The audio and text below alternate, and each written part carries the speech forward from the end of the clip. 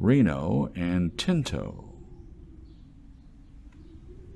Christ's sake, you drive a hard bargain, the mole replied in a manner consistent with much of this exchange.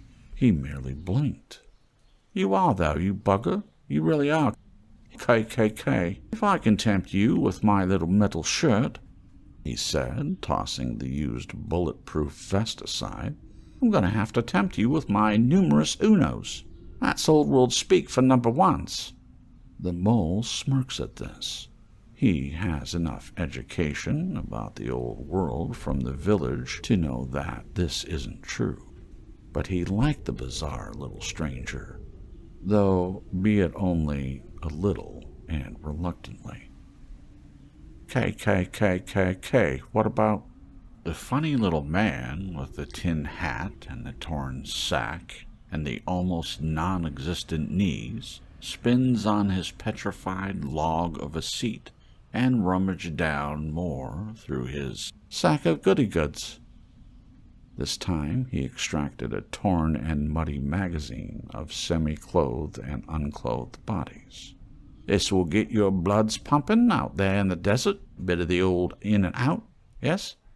Yeah, you tell me you're on a quest, but you're still a bloody man, ain't you? The mole shook his head and felt a smile creeping up his face for the first time in memory. Fine, to be honest. Here he again emitted his dry carnival laugh. You know, Tinto, we'll miss that, won't we, boy? At this point he fussed with his dog for approximately the 100th time. The mole again glanced down at the dog's middle and was finally curious enough to ask, Isn't that a girl dog? Bloody girl, you say? Which is what they used to say back before the falling, sonny. But believe me, you old Tinto might be a girl dog, as you put it, but she ain't nobody's bitch. Any of those knee-hoes in the inner wastelands or the purple zone tried to rape my Tinto, she'd chew their bloody balls off. And not the flavor either. Not just send out a message. Oh, no. Wouldn't lower herself to swallow, though, would you, honey? At this, the dam broke, and the mole's facial twinge grew into a fully fledged laugh. Laughing now, are we? Didn't think you had it in you, to be honest, son. Anyway, Tinto really wants that pain stick you got there, too. She ain't getting any younger. She, me only protection, and she don't want to see her sire killed in battle, or mugged by a bunch of bleeding maggots, little bleeding scavengers. Rob blind you, they will, those cunts. Worse than those fucking trading shacks. Reno fell silent and focused on the dirt for a second, shifting his ad hoc leather and bark shoes around in the dirt as if for inspiration. All right, Kay, I'm a reasonable bugger, so I know not to push it when I'm not welcome. My lastly offer this will be, but strap yourself in, son, strap your ass in. He stood, did a little pirouette, stamped his feet in the dirt, moved his sack into the front of him, and yanked it open. Voila! He exclaimed, holding up a chunk of square and charred plastic, black in color, and the likes of which the mole had never seen. What's that? Ah, curious, eh? I got you now. Right bloody curious bugger, you are. Well, it's like those bookie wooks that they used on you back in your village, you know, when you said you sat in circles with the other kiddies. Except this ain't no teaching, and you viddy instead. What do you mean? The mole asked as he stretched out his arm for the object. Oh, no you don't, you bugger. Not so bloody fast. You got your eyes now, right? The mole waited him out. It didn't take long. KK, it's a show like me and you now, except not a two pricks sitting by the fire.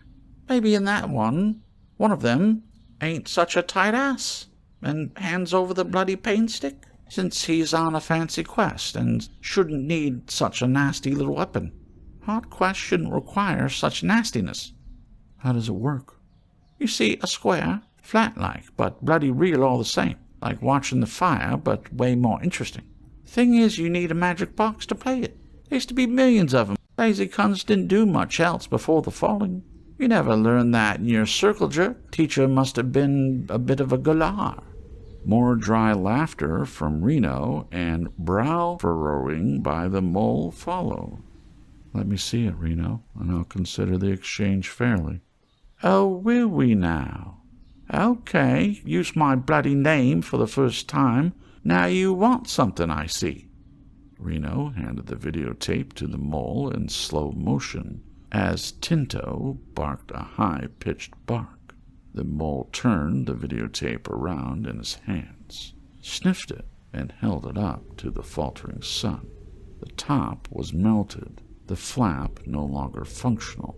He handed it back to the small-bodied man who had rolled, along with his medium-sized black-and-white dog, out from under a bush like a pair of phantoms just after the mole set up camp for the night, knowing that he was finally somewhere close to the abode of the first and most elliptical of the masters.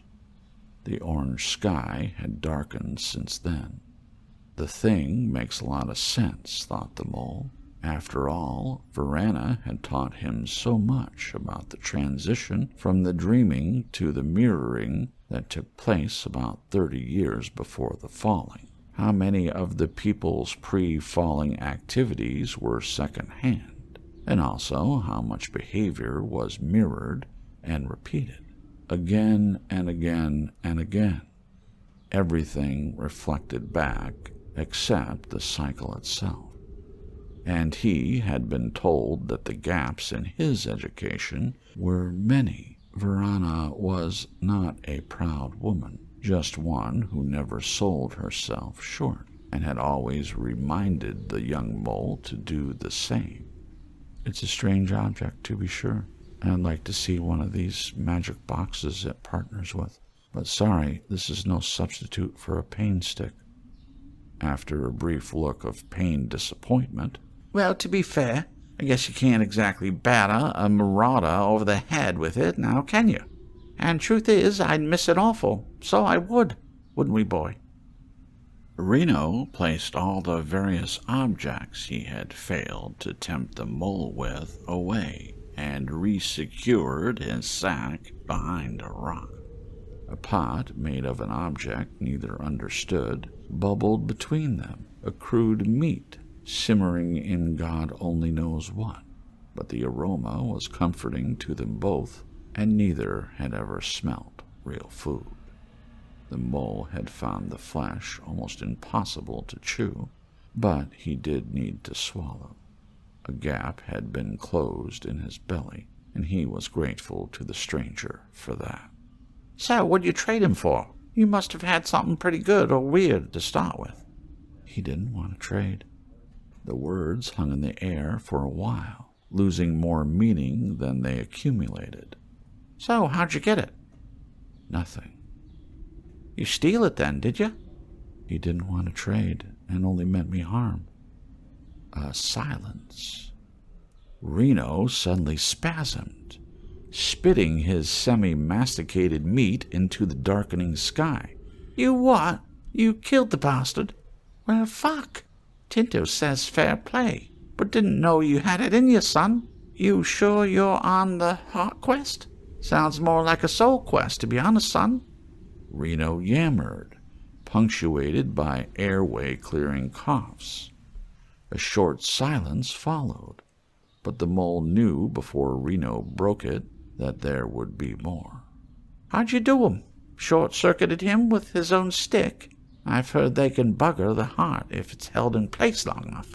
"No, I took it from him afterward." Reno spotted the slight shifting of the mole's right foot, and the downcasting of his eyes which followed. "Oh, fuck." It was no more or less than he deserved. "Gonna kill you, was he?"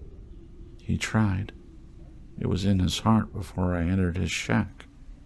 "Probably why they always have so many more skulls than everybody else. Skulls be real valuable out in the Northwestern Territories." Then, for a short while, nothing filled the desert air, almost black now, but the slightest movement of 3 bodies, labored breath, and the gentlest of growls. The fire also, of course, always the fire. "So can I ask exactly what the objective That means like your why, the objective of this quest? That one wasn't in my schooling. That because your teacher was a galar? The mole watched a broken cloud pass the moon slower than the tiny things in the sand moved. For the first time, Reno lets something go, but the mole, also for the first time, felt compelled to speak. You might not believe me or take me serious.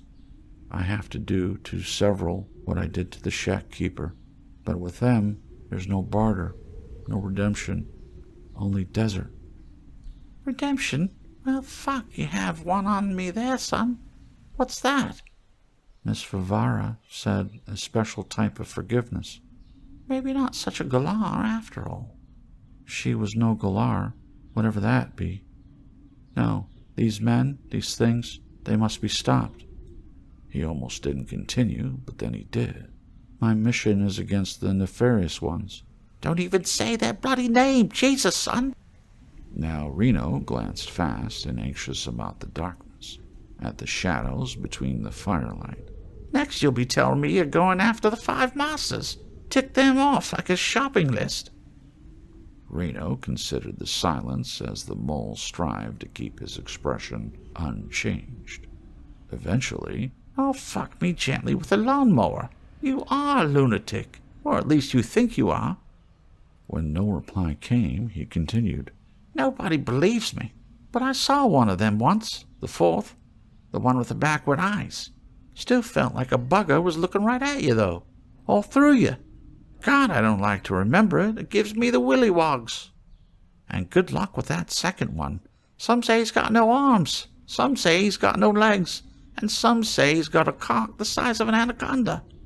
I heard one of them's a skeleton, but with a brain like. Used to be the word for it, but it's lost now. Like a fiddle with the small people, they reckon. Truth? Hell yes. Whole towns of it in the purple zone. Not that I'd ever go anywhere near that map. Me and my pal here want to stay in one piece. I had some schooling in all the masters, but the first is the least known. As for the 5th, some say he's a giant, others a bee. I got good and bad news for you. The good news is you're real close now, for what it's worth. So if you're looking forward to getting butchered, the wait is nearly over. Yeah, you're within 7 clicks of the first bugger's abode, no doubt. And more good news. There's also some bloody big comm centers in the region. More than one. Working too, so they are. Don't know what use they'll be to you. Don't know if that's quest-worthy, but you'll get some value there. Can trade for all sorts of Bolsheviks, even maybe a magic box. How can you know this? Did you viddy the landlines yourself? Oh, I fiddled very well, son. They're out there, to be sure. More than one. So even if you find one spick to the bones, another might not be. And the bad news? Well, to get you there, you've got to pass through the worst ghost town I ever saw. That's what. The bloody bats roams like wolves. The mole didn't believe in ghosts, but he saw one once in his dreams. Regardless, it was time to sleep. He rolled over into the dirty and chewed up the last of the string meat, eliciting a humph from his new friend. Even from this low position, he could still catch the top of the power installation amongst the smoky clouds. Occasionally, the generator towers caught the moonlight, and when they did, they refused to give it back. It rattled around their metallic bones, a ballroom full of cavorting lumens. If you were on the edge of sleep, or visiting from an alien world, or just plain forgot, you could be forgiven for thinking that these generators were alive and well. That energy and matters flowed through them at improcessible and incomprehensible speed, that they powered an elaborate Venn diagram of overlapping networks, that men still stood and commanded and wept, that there was still hope for the unrealizable dream.